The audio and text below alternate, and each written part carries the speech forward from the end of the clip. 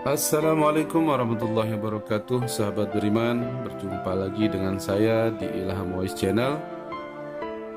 Kali ini kita akan sama-sama menyimak kisah perjalanan baginda Rasulullah SAW berdakwah ke kota Taif. Selama 9 tahun sejak masa kerasulan, baginda Nabi Muhammad SAW telah berusaha menyampaikan ajaran Islam dan mengusahakan hidayah serta perbaikan kaumnya di Mekah. Namun kebanyakan orang-orang Mekah selalu menyakiti dan memperolok-olok serta berbuat semena-mena terhadap baginda Nabi SAW dan para sahabat, kecuali sekelompok kecil orang yang sudah masuk Islam dan beberapa orang yang selalu membantu beliau walaupun belum masuk Islam. Adapun Abu Talib, yaitu paman baginda Nabi SAW, adalah termasuk orang yang sangat baik hatinya meskipun beliau belum masuk Islam. Dia selalu membantu baginda Nabi SAW dalam segala bentuk. Pada tahun ke-10 kenabian, ketika Abu Talib meninggal dunia, kaum kafir mendapat kesempatan untuk mencegah perkembangan Islam dan menyakiti kaum muslimin secara lebih leluasa.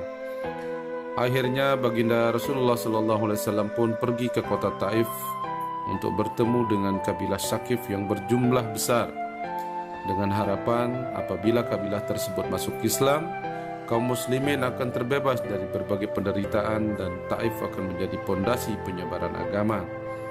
Setibanya di Taif, baginda Nabi SAW langsung menemui 3 orang yang ditokohkan. Lalu beliau mulai berbicara dengan mereka dan mengajak mereka kepada agama Allah Subhanahu wa taala, dan agar mereka mau membantu baginda Nabi SAW. Namun bukannya diterima dengan baik, malah beliau ditolak mentah-mentah. Bahkan mereka pun tidak rela baginda Rasulullah SAW tinggal di situ. Padahal orang yang dianggap sebagai tokoh seharusnya berbicara dengan sopan dan berakhlak mulia. Akan tetapi baginda Nabi SAW mempunyai hati yang begitu teguh laksana sebuah batu karang. Beliau tidak berputus asa walaupun ditolak dan dibentak. Beliau pun terus berusaha untuk mendekati masyarakat umum. Namun tidak ada seorang pun yang mau mendengarkan beliau. Jangankan menerima, bahkan mereka menghardik beliau dengan keras dengan ucapan, "Tinggalkan segera kota kami, pergilah kemana kamu suka." Akhirnya baginda Nabi SAW pun memutuskan untuk kembali. Namun di tengah-tengah perjalanan, beliau pun diganggu lagi oleh anak-anak muda kota Taif. Beliau dilempari dengan batu sehingga kedua sandal beliau berlumuran darah. Dalam keadaan seperti itulah baginda Nabi SAW meninggalkan kota Taif.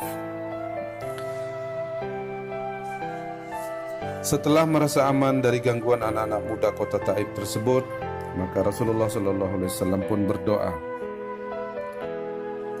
Doa yang sangat panjang, dan akhirnya Allah Subhanahu wa taala pun menjawab doa baginda Nabi SAW.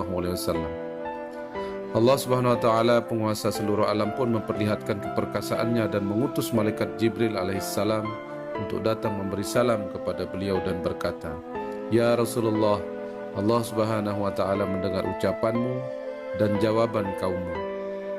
Dan Allah Subhanahu wa taala mengutus kepadamu malaikat penjaga gunung agar siap melaksanakan apapun perintahmu kepadanya."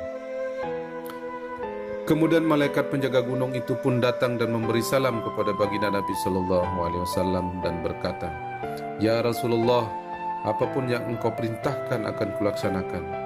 Jika engkau suka, akan kubenturkan gunung-gunung yang ada di sekitar kota ini sehingga siapa yang tinggal di antaranya akan hancur binasa.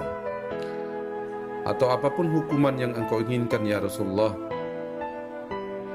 Namun baginda Rasulullah SAW yang bersifat penyayang dan mulia ini menjawab, "Aku hanya berharap kepada Allah Subhanahu wa taala, seandainya saat ini mereka tidak bisa menerima Islam, semoga kelak di antara keturunan mereka akan lahir orang-orang yang menyembah dan beribadah kepada Allah Subhanahu wa taala."